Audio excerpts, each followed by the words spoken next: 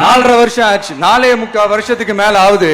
இப்போ ஒவ்வொரு வீட்டு கதவையா தட்டி உங்கள் கனவுகளை சொல்லுங்கள்,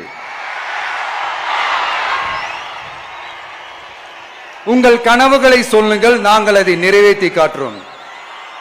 இல்ல, ஸ்டாலின் சாருக்கு மக்கள் சார்பா ஒரு கேள்வி. மக்களுடைய கனவு என்னன்னு உங்களுக்கு தெரியுமா சார்? அது சரி, அவங்க என்ன நினைக்கிறாங்கன்னு உங்களுக்கு தெரியாது, அதுக்கப்புறம் எப்படி அவங்க கனவுகளை பத்தி உங்களுக்கு தெரியும்? மக்களோட கனவு என்னன்னு நான் சொல்லட்டுமா சார்?